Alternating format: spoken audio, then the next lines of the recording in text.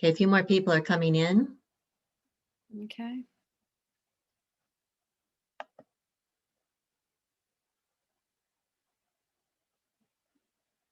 Okay, the live stream is started, so I think we can get started when you're ready, Erica. Awesome. Okay. Well, thank you all for coming to the School Board Candidate Forum on Climate Change Issues. So I'll be moderating, which just means that I'll just say who's going when, and I'll also be keeping the time. And then Carolyn is going to be the technology person, letting people in and out of the waiting room. And then Mark Hyam and Laura Wecker are going to be asking the questions off and on. So we have 4 out of the 5 candidates here tonight, but Dee Dokken is subbing in for Teresa Malady. And then there's Lucas Neal, Aaron Saylor, Catherine Sasser, and Jean Snodgrass. And then, so the school board election is coming up on April 6th, which is a Tuesday, and the deadline to register to vote is Wednesday, March 10th. And you'll be able to vote for 2 out of the 5 school board candidates here today. And so I also wanted to thank our co-sponsors, and some of which are nonprofits and don't endorse candidates, but do educate folks on issues such as climate change.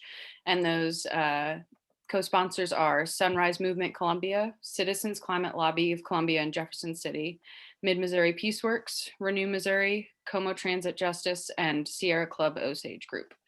And so each candidate will be answering questions which they got in advance to prepare. And I will be timing each candidate with these time cards. So if you see me holding them up, that is what I'm doing. And again, red means stop, which is pretty easy to remember. And so we'll start in alphabetical order, and the person who went first will rotate to the last on the next question, kind of like a round robin. So for example, Dee will be going first for the first question, then she'll go last on the next question. And so we also have, and then lastly, we also have another forum this Thursday at 7 p.m. for the city council candidates, and they will be answering different questions, but also on climate change issues. So I forget who has the first question, but Mark or Laura, if you want to ask that question, and Dee, you will be answering first.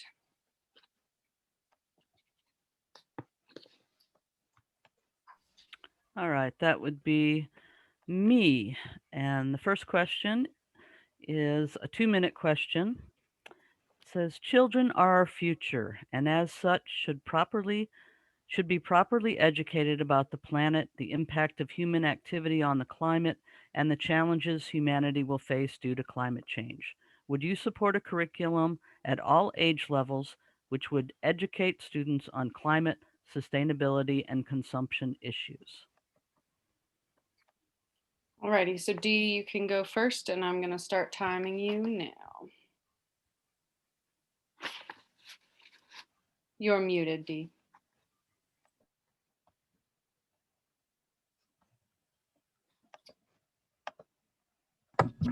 There you go. Okay, I'll start timing you now. This is for Teresa, to make that clear. Teresa Malady.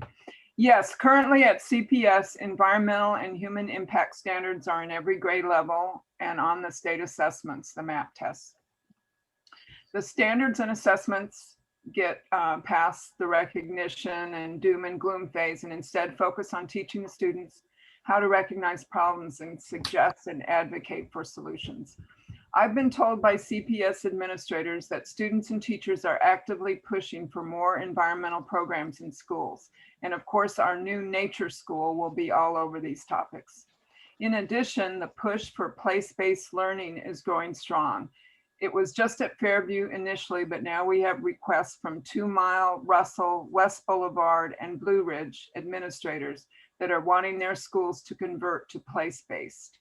Place-based learning teaches the same exact standards as everyone else, but makes much greater connections to their community place when doing so. This includes connections to the community's environment, culture, and economy. Place-based is for all subject areas and not just science. All righty, thank you, Dee. Up next is Luke.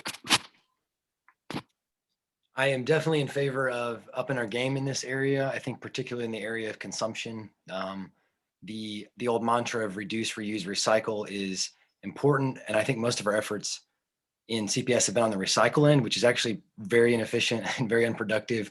And I think we need to put more effort into the reduce and the reuse portions of that.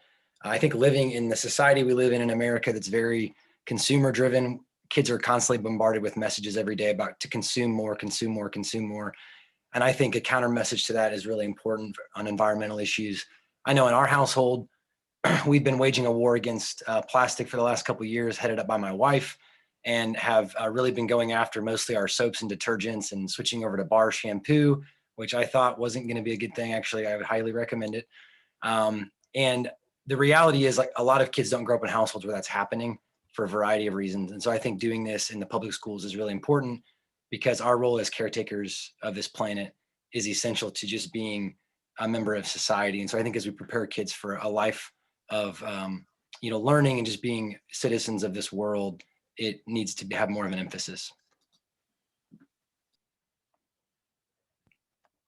Okay, Catherine, you're up next.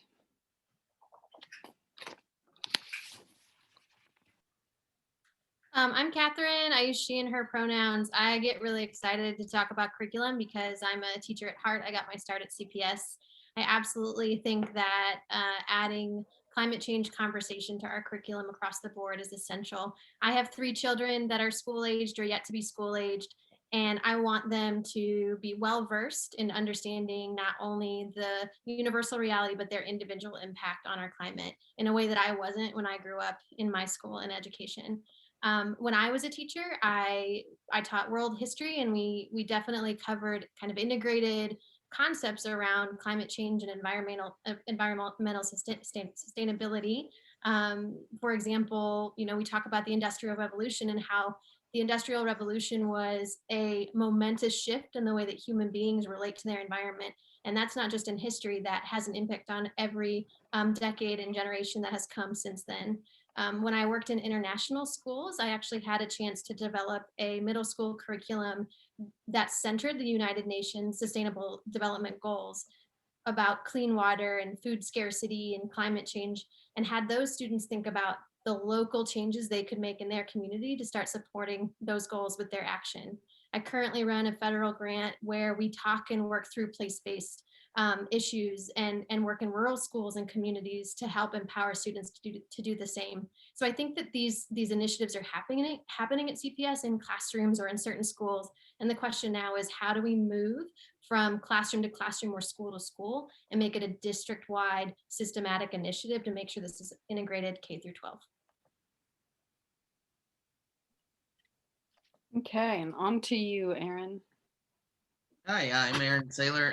I grew up in small towns, and in small towns you have a lot of farmers and outdoorsy people. And so you do want to teach all the children that you need to respect nature and keep it going, because one, our food comes from there. If we don't have a good climate for the food, we don't eat, we die. Also, there have been plenty of studies done that nature helps your overall enjoyment of life, or it helps with depression. They show when you drive to work and there's trees around, you're less depressed than if you're surrounded by concreted areas. Nature is a big factor in everyone's life. We need vitamin D.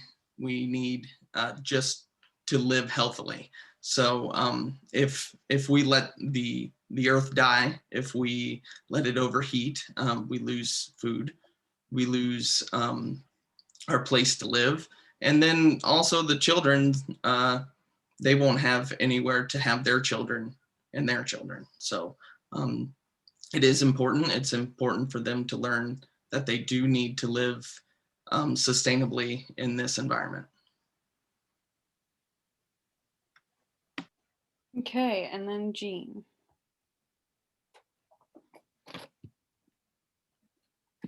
Sorry, had to get to my unmute. I apologize. My name is Jean Snodgrass. I use she, her pronouns. I think incorporating a climate curriculum is really important. And I think one of the amazing things is that a lot of this is already being presented. It's being presented right now in a more integrated way into the curriculum, which I don't necessarily think is a bad thing. I think some really good points were raised by other candidates about the need that it be across all the schools, making sure that we get this into all the schools. I really appreciated the questions that you all sent out ahead. You provided a link to a sample curriculum, and I have 3 girls in the schools, elementary, middle, and high school. And I actually sat down with my middle schooler and high schooler, and we looked at the lessons that were linked to kind of find out. I was like, what have you done? What have you not done? And I was really pleased to hear that for both the elementary and middle school sample curriculums, there was a lot of the information that had been covered and integrated in their science classes. The high school became a little trickier because so much focus ends up on physics, chemistry, right? It becomes a little more specialized. And I think it's really important that we look at how can we integrate that? How can we make this a curriculum that all students have access to? There's a lot of really great things that can be done if you talk about place-based. I know the sample curriculum that you sent out noted stuff about, was based in Boston and had stuff about harbor cleanup. And it really made me think about, right, I know that here we have the Missouri Stream Team, lots of initiatives with that, lots of ways people locally can get involved. And so a lot of options when you're looking at this to integrate it for students, and to also have it integrated within the regular science curriculum so that teachers can present it holistically and students can see it and they don't think of it as something different or weird. I guess I'm up next with question number 2 here. It's a pretty short, simple one, 1.5 minutes if you need it. Do you support allowing school buildings to construct solar arrays that will reduce electric bills even if the city objected? And we start off with Luke on this. Yeah, the short answer is yes. Fiscal responsibility is a huge part of what the Board of Education is responsible for. I think we're all in favor of lowering electrical bills. I realize there are huge practical implications on this that need to be worked through. And so I think it would be helpful just to explain my framework for making decisions in general, which will be kind of 2-part, gathering all the relevant data and information, which I don't have because I've not been a member of the board.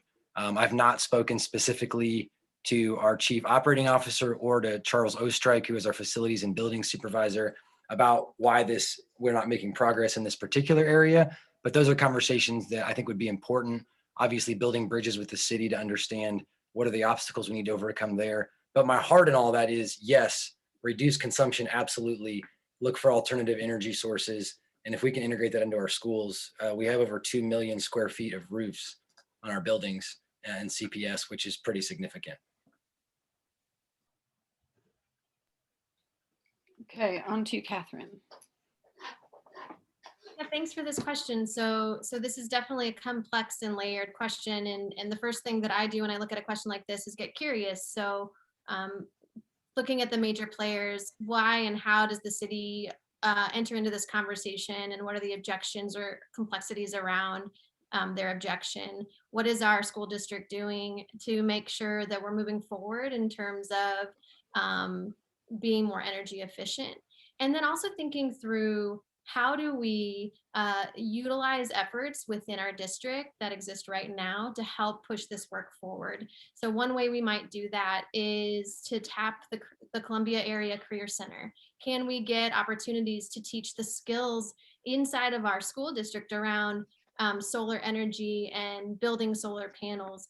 And in particular, can we offer those opportunities to historically underrepresented groups? So the Missouri NAACP supports the Black to Green Pipeline Initiative, which prioritizes increasing employment opportunities for Black people in the green energy sector. How can we create those opportunities in a resource-rich school district for our Black students? Maybe that's one way to start thinking through pushing this forward. And Aaron, you're up next. Yeah, obviously, if we all had a magic wand and unlimited resources, we would put solar on almost every roof. It makes sense.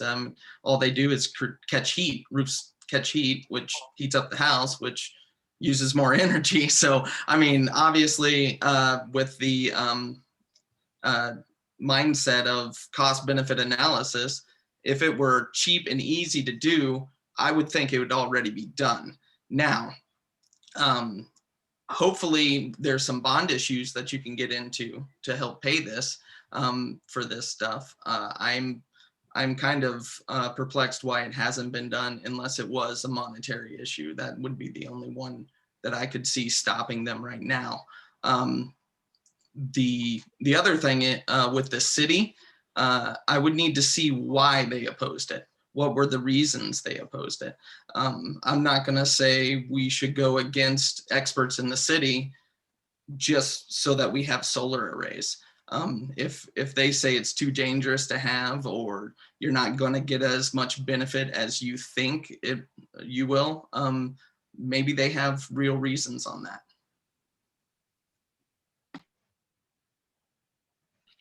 All right, and Jean, you're up next. Sure. I want to address something in the question, which is really specific and asks if it would be supported even if the city objected.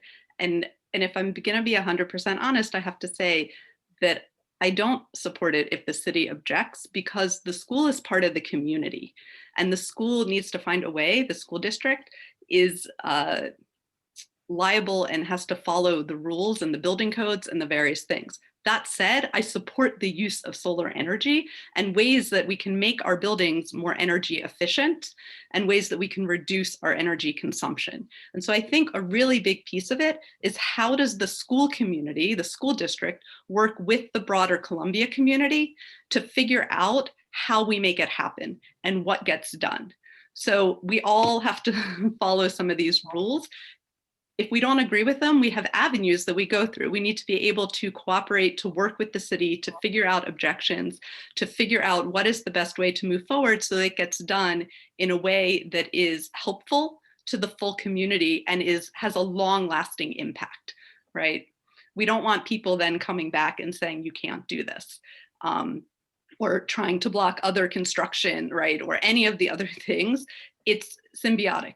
The school resides in the community, and the community is also really important for the support of the school. And so I really appreciate the question. I actually appreciate all these questions that are a little more focused on facilities, but we have to work with our community.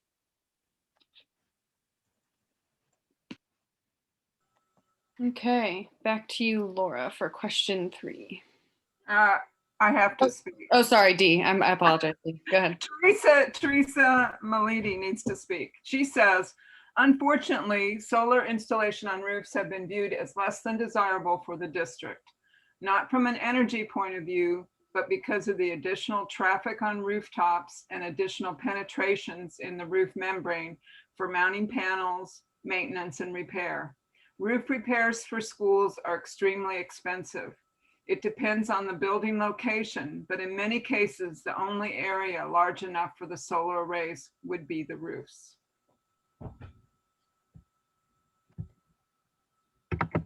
All right, now we're ready for question 3. This is a 30-second question. Do you support making school facilities more energy efficient, even if such upgrades are currently not scheduled? And this would go to Catherine. I absolutely support making our school facilities more energy efficient. I think we look at that on an individual school and system level. So as the question relates to scheduling of facilities, that's more of a system level question. But I absolutely believe that we can create a culture of sustainability in our classrooms and in our schools, that at the individual level, we can contribute to being more energy efficient, closing doors, turning lights off, simple things that make a big difference. And we can also get into the more complex and long-term conversations around how do we design for energy efficiency in larger and more systematic ways. I also think it's really important in this question to acknowledge that environmental justice is related to racial justice. And so I would really want to look at where are school facilities where the buildings are older or are less energy efficient or have less clean air or circulation, and how do we center the needs of those school buildings to account for the disparity in how some buildings are built better than others, and prioritize energy efficiency and clean energy, particularly in those schools that need it the most. Alrighty, Aaron, you're up next. Yeah, I think it's a great idea to help reduce consumption. We like to think as humans we're better than we are, and we're not. No matter what you do, you will leave your keys somewhere. So you can try as hard as you can to just always remember your keys. Someone's going to set them down somewhere else and forget them. So the best way to go with that is adding motion detectors, stuff like that, to turn out the lights, adding different automatic processes with technology in mind to help us reduce consumption. These are things that we program and will continue to do the same thing the same way every time. It is good to teach humans and try to be better ourselves, but the more machines we can get involved to help us, the better off we're going to be with this. Alrighty, Jean, you're up next. Great, thank you so much. So the short answer is yes, support ways that we can make our schools and our facilities more energy efficient. The longer piece of that, when you talk about upgrades and what's scheduled and what's not, again, like has already been mentioned, you're talking about system-wide, a lot of upgrades and repairs are scheduled 5 years in advance. And so I think you really have to look closely at what that is. But I think that one of the things that is currently on the schedule that CPS is doing well and needs to continue to prioritize and look at and potentially make adjustments as well is that older buildings are being upgraded. And so by default, those schools are becoming more energy efficient. Newer materials are more energy efficient often, right? Newer windows tend to be sealed better when you're fixing the walls, when you're doing things.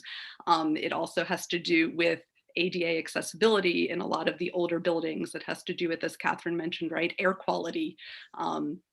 The space itself, which is where our students are learning. So looking at those older buildings, I think one thing we can do is look at upgrades that are already scheduled and really focus in on what those upgrades are and what's happening.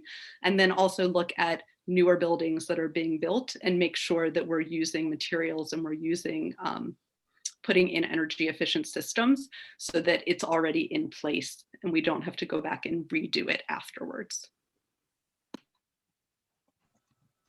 Okay, Dee, you're up next. Okay, I'm speaking for Teresa Malidi. I just want to make sure that's clear every time. CPS is always balancing the budget with how innovative we can be. As roofs are replaced, we intentionally improve the R value. And as we remodel our buildings, we use this as an opportunity to make them more energy efficient. As you are aware, capital projects are typically financed through bond issues and must be approved by the voters. Our long-range facilities planning committee plans in advance to ensure we utilize the funds appropriately and also use the projects as an opportunity to improve energy efficiency. Okay, and then Luke. Well, Teresa gave a great answer on the kind of the building's long-term side of that. I will touch on a little bit of what Catherine mentioned earlier, which is really bringing students into the loop and getting them to have ownership of the energy efficiency in their surroundings. I think, one example earlier this year at Battle High School, the heater was not keeping up with the cold and they were going to shut the school down when it was 67 degrees in the building. And I'm thinking 67 is it's pretty warm in my house in the winter. And that seems high. I've been in some of these buildings in August and it's freezing in some of our school buildings in August. And I think bringing students and teachers into the process of giving them ownership over the energy consumption. I wonder, like we have a COVID tracker on the CPS website, if each school had an energy tracker and it's almost like a competition, like, hey, June last year, we were, or not June, I guess they're not in school, but like September last year, we were at this. Can we beat that record? I think kids would really rally behind that, and community members too. Parents sending their kids to school with a sweater if the school needed to be a little bit colder in the wintertime. So I think the more we can bring students into the process, the better we are. As far as the long-term buildings plan, I mean, everything that Teresa's answer said, obviously there's a lot of layers to that, but being able to have a long-term perspective and not being short-sighted in these projects is always going to be the way to go. All right, I think we're ready for the next question, question 4, which is another 1 minute 30-second question. And it asks, do you support ground source heat pumps for new school buildings, despite the fact that they are more expensive to build, but will save the school system money over several years? And we start this question off with Aaron. Yeah, so my parents have had 2 houses with ground source heat pumps. They are very efficient heating and cooling systems. And like you said, they are expensive to put in. I support putting ground source heat pumps in because they do save you money, and it's quite a staggering amount. However, you do have to do the cost benefit analysis. Not every area may support a ground source heat pump. My parents' 2 houses that they put one in, they had to drill down. They were able to drill down, which is a more efficient way of being able to run the heat pump and the pipes. But their second one, they had to do like flats. They flattened it out about 5-6 feet down in the earth. Took a lot more piping, a lot more land to do. And it costs more to put in. So these are factors we have to remember to think about before we approve it as a unilateral policy. They are good, but you do need to make sure it is beneficial. All right, and Jean, you're up next. Yeah, so I think my answer to this is really similar when thinking about sort of both the solar arrays and other energy efficiency upgrades, which is that we need to look at, as others have mentioned too, right, the long-term budget and how things are scheduled in.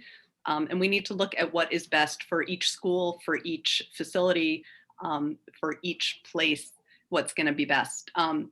When I looked up some of the information about the ground source heat pumps, I had definitely heard of them, knew they were good. I really didn't know all the information about them. I don't feel like I still do.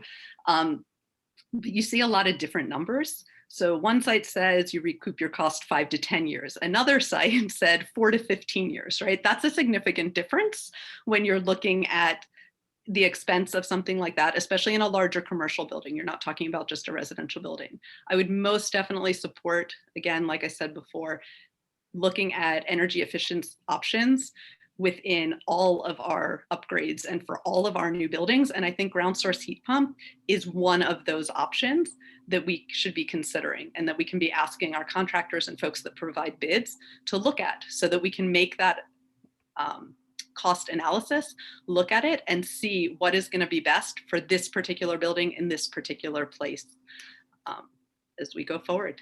Thank you. Okay, and Dee, you're up next. Teresa Malidi says, CPS already has several geothermal systems. While long-term savings are touted, we have also experienced some major failures of these systems. The extreme cold and heat have pushed them to the limits. Sometimes we are actually having to add cooling towers to these systems because of increasing summer ground temperatures that reduce the geothermal advantage. In addition, the last 2 weeks of extreme cold temperature has caused us to try and identify a number of longer-term solutions versus using repairs.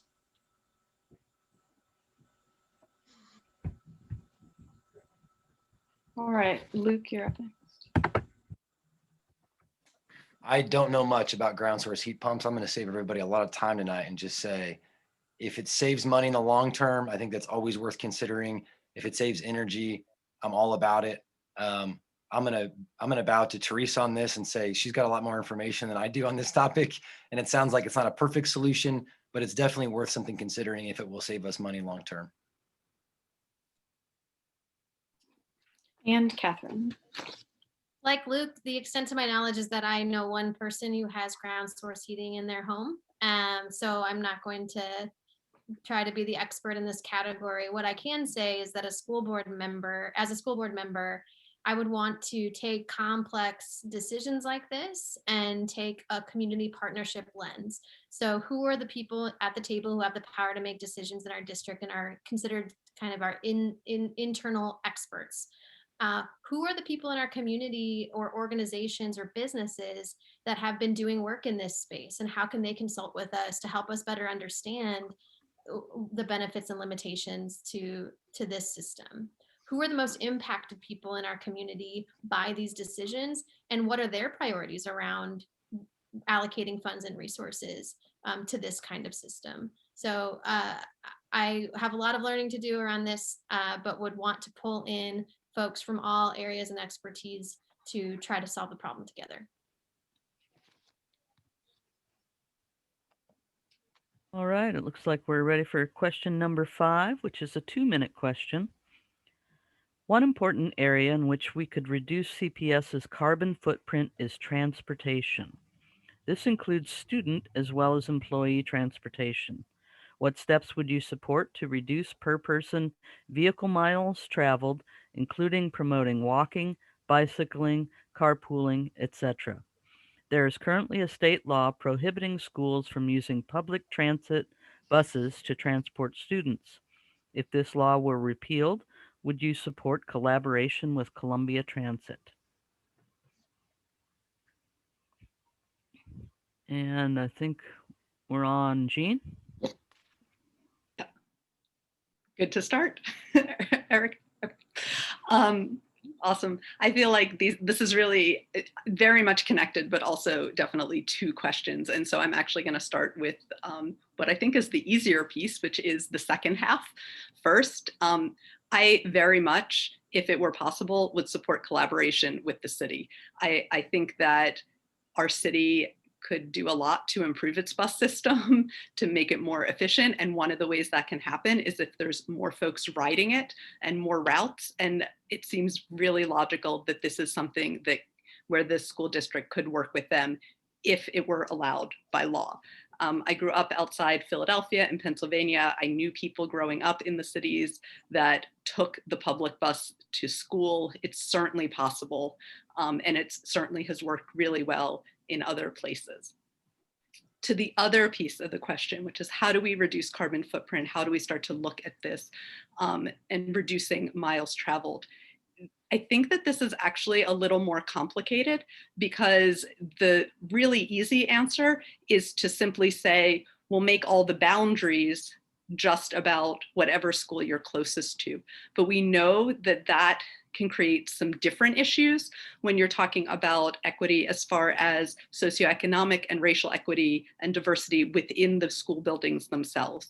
And so I think this requires a little bit more, and it's a little bit more nuanced, but I do think that we can definitely make sure that there are bike racks, particularly at middle schools and high schools, that are accessible. I know my daughters have been at West. The bike rack is over at the Arc. It's not so far away, but it's not really there at the school building.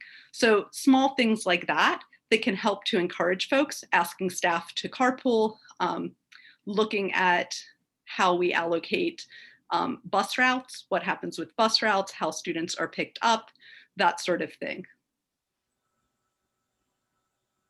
All right, and Dee, you're up next. Teresa Malidi says, yes, in fact, CPS has visibly and publicly supported this collaboration using public transit for the past few years. We, of course, support walking, bicycling, and carpooling, and recognize this will depend on each family's situation.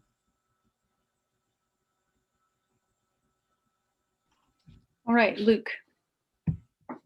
I'll answer. I'll go in the vein of Jean as well and answer second question first and say, yes, I would absolutely support this. I think it's a win-win for everybody. It's a cost saving, it's energy saving. a lot of these city buses are very, very empty most of the time. And so I think this would check a lot of boxes. On the first part, the city has done a tremendous job over the last few years of, putting in bike lanes in a lot of areas in town. And I think most of our town is pretty accessible. I wonder, just as a creative idea, just as the city does the bike, walk, and wheel weeks, I think twice a year, if the CPS were to do something similar, a social media campaign in that regard with board members, with people in the admin office, with principals and teachers posting photos of themselves, participating, that would encourage particularly our middle school and high school students who will do lots of things far worse than this to get on social media and to get their photo and videos out there. This would be a very positive way to do that. And I think doing it a couple times a year would be good. My kids participated in a walking school bus when they were at Fairview last year, but it was organized just by some families in our neighborhood. I wonder if there are ways that we could coordinate and promote those from within CPS so people knew who was doing those and where they were leaving from. I think a lot of this probably needs to be parent driven. And so reaching out to community partnerships and really enlisting parents to help with those is probably going to be one of the most important parts. All right, Catherine. Well, I will follow the lead of my other candidates and answer the second part first, and then move back into the kind of longer answer. So definitely support collaboration with Columbia Transit. As Jean mentioned, this kind of program working in cities. I have a niece in New York City who travels by public transit for her middle school. Obviously, New York City is quite a different demographic than Columbia. I would be really interested to see how we might utilize transit in our demographic to support our schools and maybe to bolster public transit and transportation in general. As it relates to the first part of the question, ways that we can reduce our carbon footprint, I think one huge way that we have an opportunity right now is to support flexible thinking about where learning happens. So right now, many of our families are learning virtually. And today, CPS put a survey out to those families that are currently virtual to ask them, in a non-pandemic world, are you interested in remaining virtual? So we're already looking forward at innovative ways to think differently about where learning happens, and maybe it eliminates the need for some transportation. I definitely think, as Luke mentioned, the bike, walk, and wheel initiatives could be bolstered in CPS, and we could look at lots of different community partnerships. I think we have 5 organizations that have sponsored this very forum that probably have initiatives and ideas and ways to help the broader community get involved in individual and family ways. And so how do we tap those resources and stay in relationship between the school district and these organizations to prioritize reducing that carbon footprint? I think we do also need to take into consideration redistricting, which is going to come up. Always, as Jean mentioned, making sure we're centering the equity issues around how we district, but also considering what's the physical landscape and spatial reality of how we're districting, and what's the impact not only on racial justice, but on environmental sustainability. All right, and then Aaron. Yeah, so we currently have an extremely good rideshare program that isn't being used very much. The school bus system. My children ride the bus and did last year pre-COVID and everything. The bus is empty. No one's riding the bus. We need to get parents more likely to put their children back onto these buses. We do segregate the kids into elementary, middle school, and high school for these bus trips. So they're already within peers close to their age. So it's safe for them to use. But anytime you go up, I live down Route K. Anytime you go up Route K to try to get past Rockbridge Elementary, you're waiting. If it's around school start or school end, you're waiting because there's a long line of idling cars for people to drop their kids off or pick them up. That's a huge problem. We need to get our school bus rideshare system to be used more. Also, with the partnering with the City of Columbia, it's a great idea. It's a fantastic idea. There's many buses, we have electric buses now for the city of Columbia. And so you save carbon emissions on those buses there. The school bus system we use right now, I don't know that they have any electric buses. I don't know of any. They haven't advertised that they do. But yeah, if it opens up, I'm all for it. Right, I think we're ready for the next question, question 6, which is another 2-minute question. Motor vehicles, both diesel and gasoline, are the leading source of air pollution. Air pollution from vehicle exhaust has been linked to asthma and lung cancer, and children are more susceptible to exhaust pollution because their lungs are still developing and they breathe at a faster rate than adults. In order to protect the health and well-being of our students and the entire school community, would you support a policy of restricting the idling of buses and other vehicles in school zones? And this one starts off with D answering for Teresa. Yes, I would be willing to explore this. To form a solid opinion about the school buses idling, I would need to talk to our building administrators and review our transportation contract with STA. All right, Luke. It does seem concerning that the place where our buses are most often idling is right where kids are loading and unloading. I know a lot of this depends on weather. So when it's really cold and really hot, they have to keep the buses running because they're temperature controlled. I also know that diesel engines take a lot longer to warm up. So depending on how long the bus is sitting there. So to answer the question, restricting, yes, eliminating, no, I don't think that's possible because there's a lot of factors. And just from an energy consumption standpoint, it's sometimes for short periods of time doesn't make sense to leave them on. But I would say it would be worth looking into, not just generally, but specifically for the exact model and engine of our school buses, because there's a lot of variables and factors that come into play here. And coming up with some kind of criteria that buses understood, if you're going to be here longer than X number of minutes and the temperature is in this range, turn it off or leave it on. I think having some kind of criteria like that would be really helpful. All right, Catherine. As a teacher who spent many hours of her life doing bus duty, I will never forget the memory of the smell of bus exhaust in front of our school building. So it's real, and that's a real impact. So I definitely support investigating policy around restricting the idling of buses. And definitely not an expert on bus engines, or even carbon emissions. And so but I'm curious and I want to know more about what that impact is. And I do know that as it relates to the question mentioning asthma, that asthma is the #1 reason why children from school age children miss school. And so there's 10.5 million missed school days annually due to asthma. So this comes from the Asthma and Allergy Foundation of America. They did a study. In that same study, they found that Black and Puerto Rican kids are disproportionately impacted, at 11 to 12% of those kids being impacted by asthma, whereas white kids are impacted at 4 to 5%. So we know that asthma is a real and present danger for our children. It has a real and present impact on their ability to access education, and it has a real and strong racialized lens where Black and other students of color are most impacted in that space. So solving for idling school buses can also mean solving for racial disparities for our students. All right, Aaron.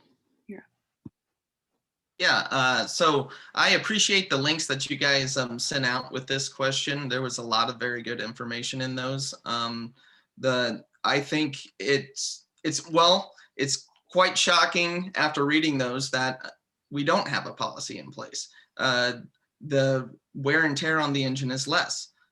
They make little heaters that run on less diesel fuel that will keep the buses warm. It takes 3 minutes of idling in order to get the same emissions as a startup. So if you're going to be sitting in front of any place for more than 3 minutes, shut it off. It makes perfect sense. And it's just a policy. It saves fuel. It saves fuel every year, something like 3,000 gallons is what I read. It's less CO2 emissions. If you get those little heaters, like they pointed out in the links, it keeps the buses warm, and there is no detriment to the engine. There's no detriment to the starter. And there's also new cars today have, when you stop at a stoplight, it will kill the engine while it's sitting for over a certain period of time. We do this electronically already. And then when you hit the gas, almost immediately starts that engine back up, and you don't even notice that you hit the gas and it started and it's going.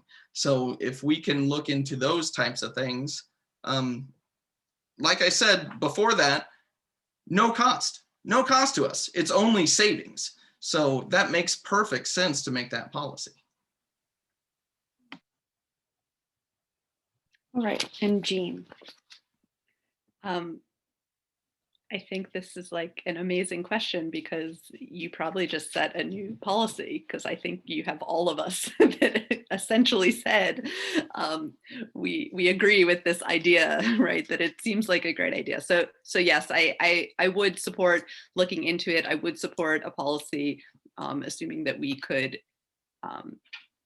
make sure that it was framed in a way that really targeted the buses, that really was helpful both for cost energy savings and as far as health and safety for teachers and students, right, that are standing there by the buses. I think another thing that's related to it when we talk about idling for the buses, and in our previous question, we're talking about the fact that oftentimes our buses aren't so full. I know from my kids, when they rode the bus, they had a stop, and half a block later, there was another stop. Those are all times when the bus is stopping, idling, waiting for students to show up.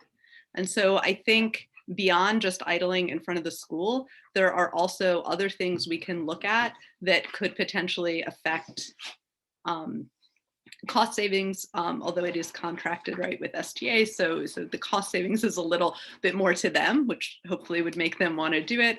And also ways that we can help our students and maybe even make bus rides a little shorter so that more of the kids want to be on the bus. And then we kind of solve lots of things, not solve. We maybe can tackle lots of things, right? I think a lot of these issues are interconnected when we're talking about energy savings and also talking about health and safety for both the people that are involved and also our community.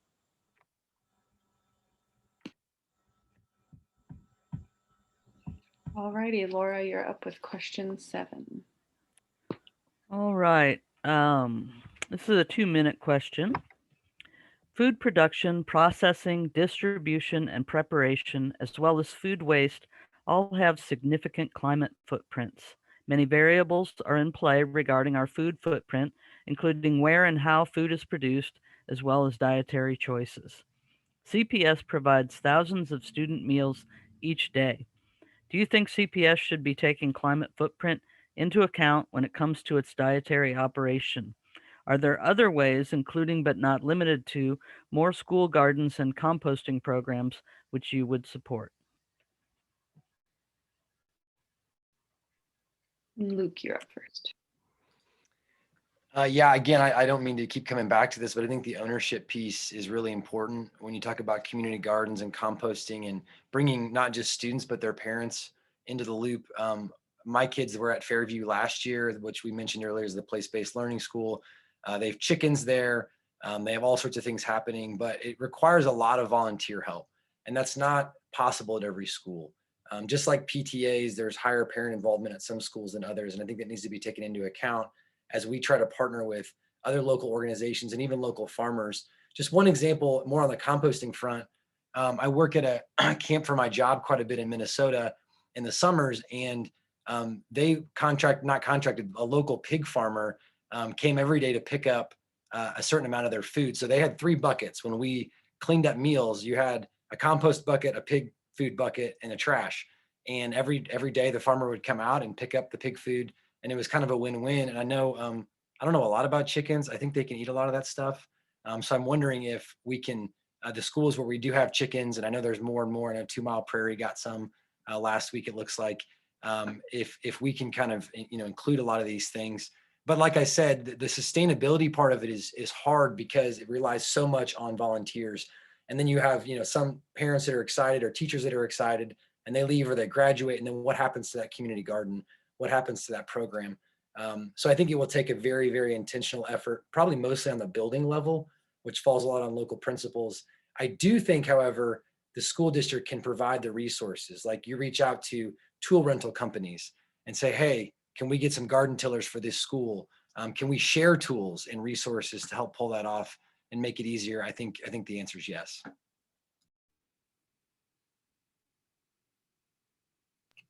Okay, Catherine, you're up next. So I kind of read this question backwards as how do we address this at maybe an individual level, and then how do we address it at a system level. So to the question of more school gardens, more composting opportunities, I would absolutely support that. So I mentioned earlier this middle school interdisciplinary curriculum that I helped build and then implement in Brazil.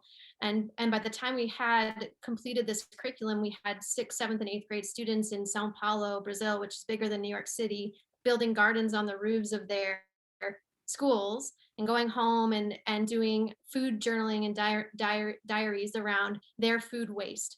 These were often privileged students in private school settings. And so having them also reflect on the privilege that it is to have an abundance of food, whereas their public school neighbor does not, was something that was also part of that conversation. So for me, addressing community gardens and school gardens isn't just a climate justice issue. Again, it's a racial justice issue. And I think we don't just limit community garden or school gardens to the school property. There's plenty of community gardens that we can also tap and integrate into building that capacity for all students in our community to have access to these kinds of issues. So we can solve not only some environmental sustainability issues, but food insecurity as well.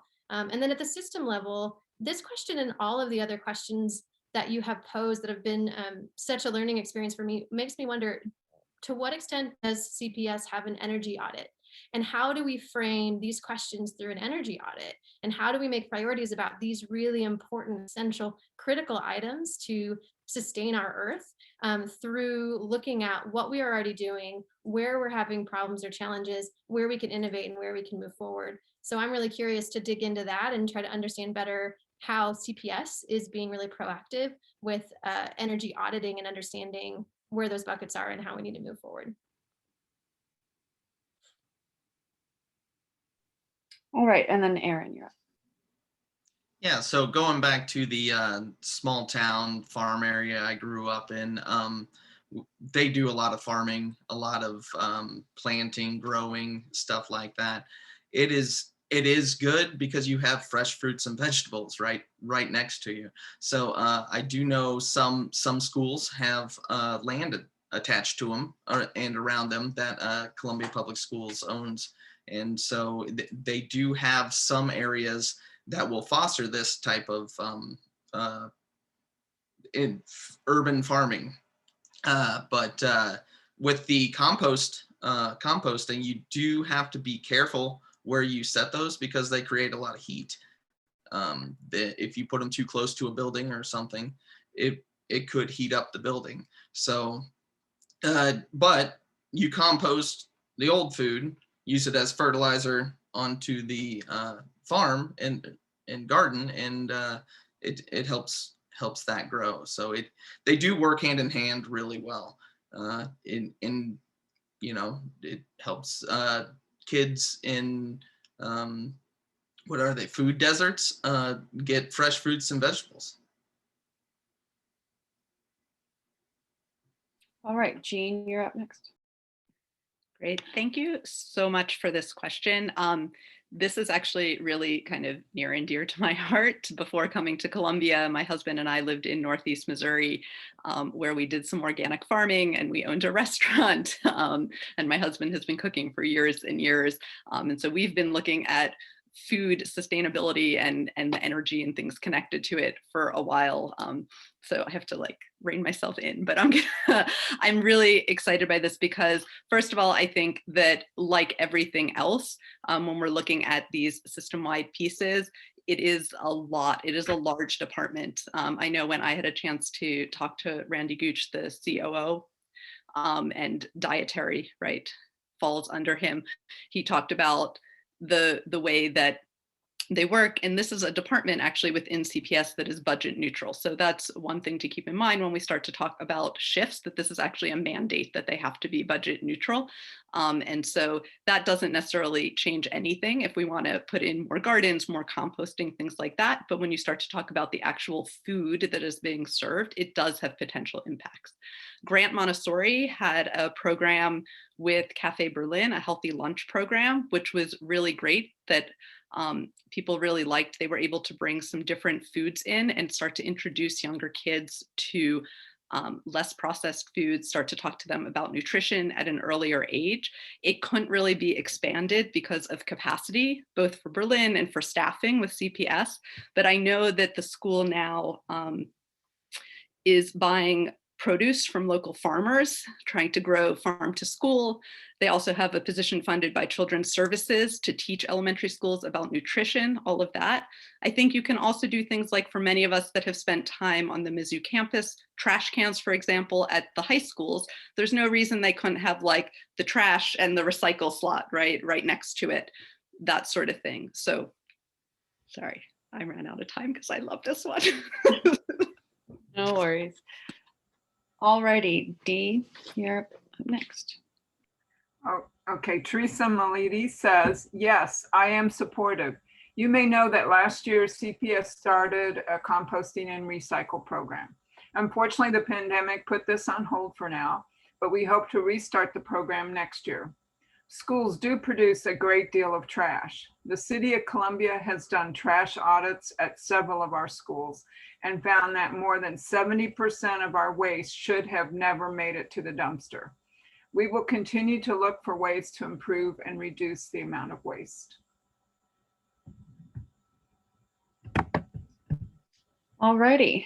Well, that was our last question. I want to thank you all for coming. I really appreciate it. And I know all of the co-sponsoring organizations appreciate it as well. I think Carolyn mentioned that, so this was live on Facebook and it was also recorded.